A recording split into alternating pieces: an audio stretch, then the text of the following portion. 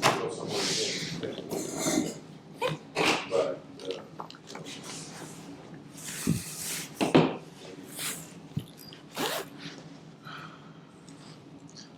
So I am Terry Dahlgren. I am a Vigil class member of the Vigil class of 77.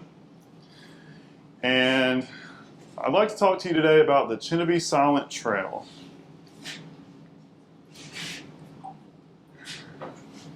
So it's under the U.S. Department of Agriculture, the Forest Service Department of Agriculture, and you're going to see some of the stories that I'm going to talk about today are from these two sites right here. Plus, I'm going to add some of my own in this presentation. And at the end, you're going to have some pictures to look at that you can kind of get an idea of that were provided by Simmie Slay. And we appreciate him providing those photos.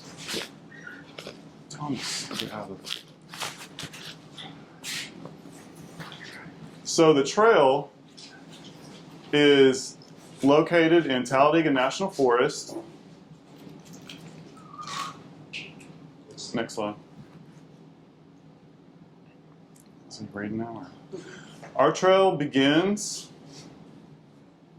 at Lake Chinabee and winds down through the forest southeast to meet the Odom Scout Trail and the Pinhoti Trail.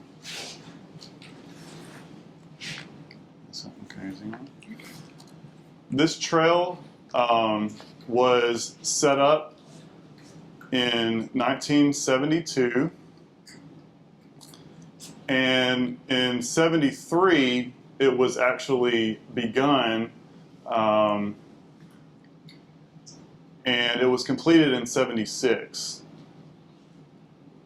And our scout troop, Troop 29, which was located at Alabama School for the Deaf in Talladega, are the ones responsible for blazing that trail. So it runs from Lake Chinnabee and goes to Devil's Den Falls, which is the most popular swimming hole in this area, and continues on down to meet Cheahaw Falls, which is another swimming hole. He's okay. Okay. You're doing good.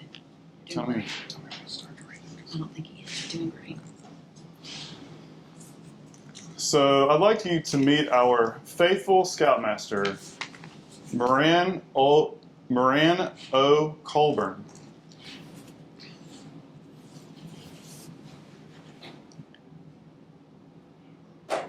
The Alabama School for the Deaf was established in 1858 as part of the Alabama Institute for the Deaf and Blind, AIDB. Since 1934, the Alabama School for the Deaf, ASD, has made scouting a vital part of its programming and used it to teach students valuable life lessons. In 1962, Troop 29 began a new tradition of maintaining the trail all over the Talladega National Forest. He's not following this. Next slide.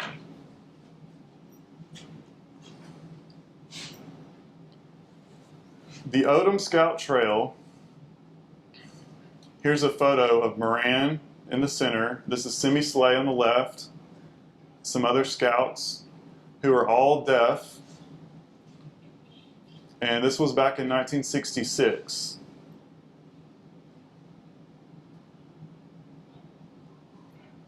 Our Troop 29 built the trail for 10 miles of the Odom Scout Trail.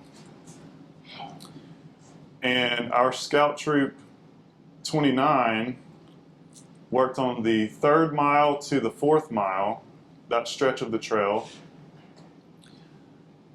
But the paper that I referred to said it was the 5th mile. However, we know it's the 3rd mile.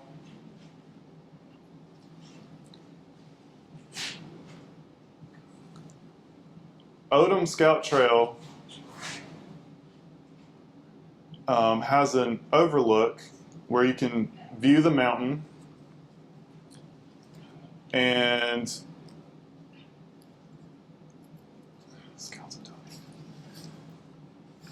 all of the scouts of Talladega would walk on the trail. What's he talking to? And those 2 scouts here painted this picture, so as a way of honoring them. Where are we? 1973.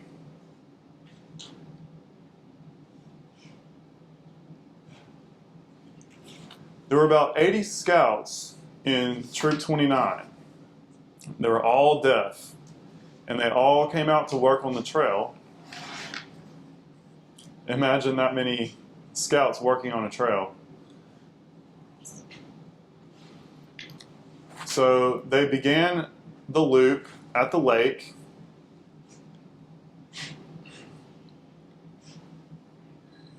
And Moran Colburn, who was the scoutmaster,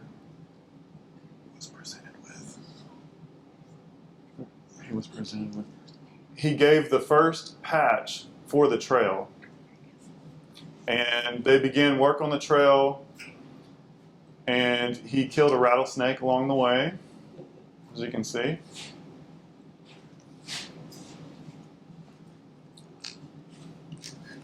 So the work was continued.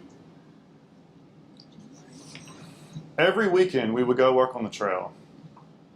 Even though I myself and others played football on Friday night, with a game, we would get all beat up, and then the next morning we had to head on out to the trail to work on it.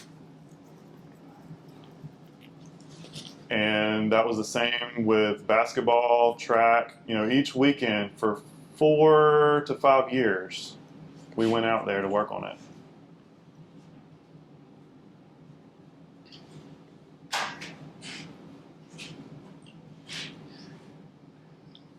So Chinabee, there's a history to the name Chinnabee, and it's named after Chief Selocta Chinabee.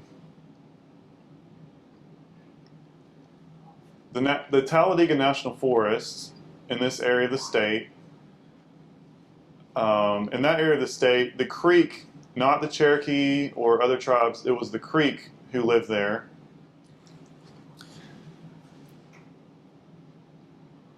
And this chief of the Creek was allied with General Andrew Jackson during the Creek Indian Wars.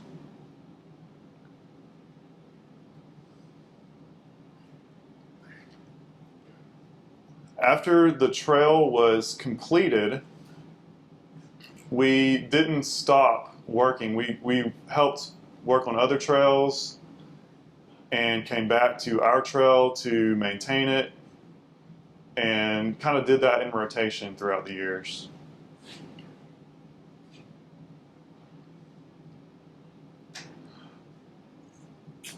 One article talked about this when Moran was asked about the work in an article published in 1991. The then 69-year-old Colburn said, "We've worked on 5 trails and it's making me old." So this was published in Scouting Magazine back in '91. If you have some old issues, you might have this one, and crack it open and take a look at the article.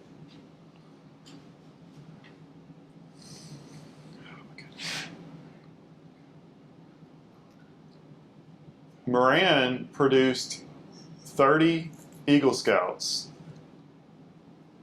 including 11 Vigil Honor members in the Order of the Arrow. And he's the one who designed the patch for the trail. This is the first one.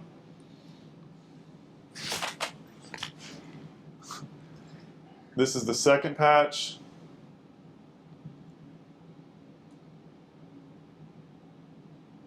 And third, and this is the fourth one now.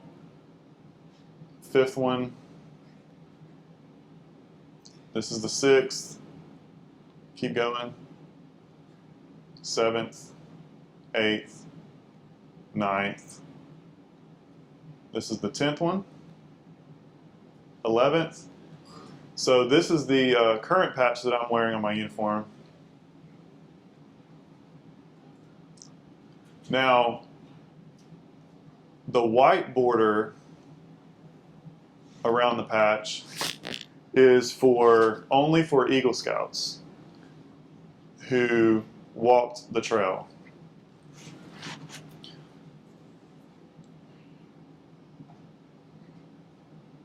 So this is Moran Colburn with his beautiful wife, Evelyn.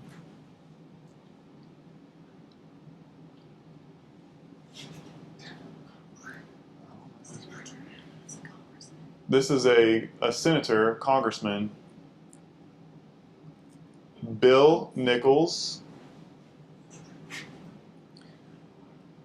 who came to honor Colburn.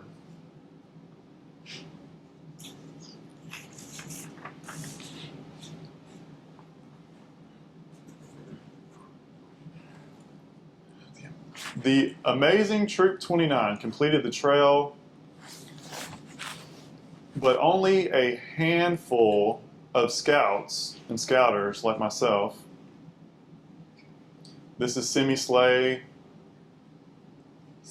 Stanley, Gloria, a lady that worked on the trail too. She's retired, but we worked on the trail for these several years. This is Don Poole, who drove all the way from South Carolina to come work on the trail.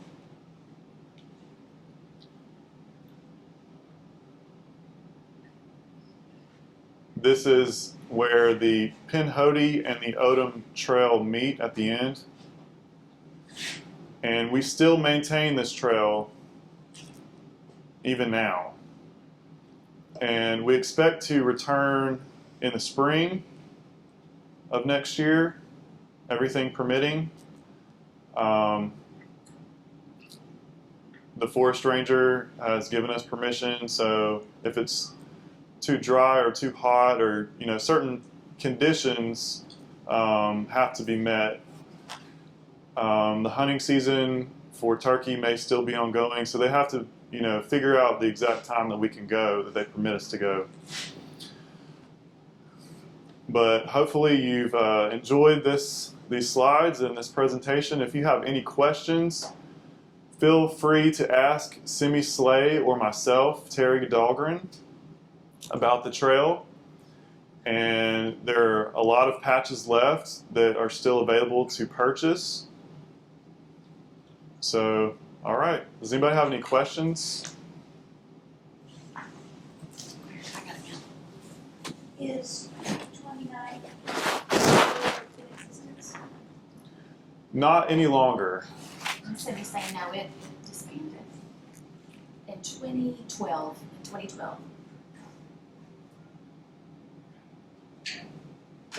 State law.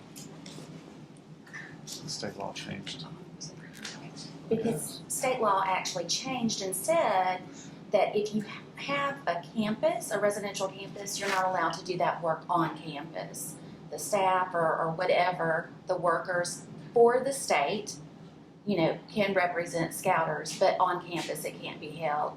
Now, during my time and Simmie's time, we were able to work with scouters, but not on campus. So that's why, unfortunately, 29 disbanded. Also, the school has a lot of activities, and people, I guess they kind of, scouting lost its way. Also, because ASD is a residential school, they do require weekends, the students to be transported to their home. So there was really no one to, take them to the camp. Unfortunately, it's sad. I do miss that. Who takes care of the trail now? So I do that. Simmie does that, and there are a few of us. Basically, Simmie and I are the main ones, but we might have 4 or 5 who come out and help. Periodically. In the past, we had 2 from the National Forest ask us if we could adopt a mile, and we turned it down because this is just for deaf scouters. It's a deaf scouter trail, and that's what we wanted to continue that legacy. There's 5 left. So the 50th anniversary is, I believe, 4 years down the road, and there's going to be a gold patch for the 50th anniversary. So that'll be neat.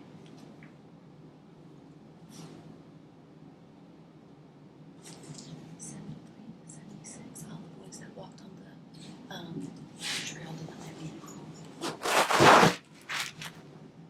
any. And this is sort of amazing. From 73 to 76, we had about 30 to 80 Boy Scouts working on this trail, doing all of that work weekend after weekend after weekend, which is pretty dangerous. And there were no incidents throughout that entire time. So, safety first, of course. And we did a good job with that. So we're proud of that. And we're proud of those boys who did all that work on the trail. And for sure, Moran Colburn would be very proud. He was very proud. Any other questions? Many, many thanks. All right. Yeah, I didn't. Well, that's okay. Well, there's no. So in 73, oh, you're not filming, are you? Still filming, okay, that's fine. In 73 to 76, they didn't have any hard hats, gloves, protective vests and all that. Now it's required. So safety looks different now, but we didn't have any incidents even without all that. Nobody got hit in the head or leg chopped off or anything. So they taught us very well. Thanks.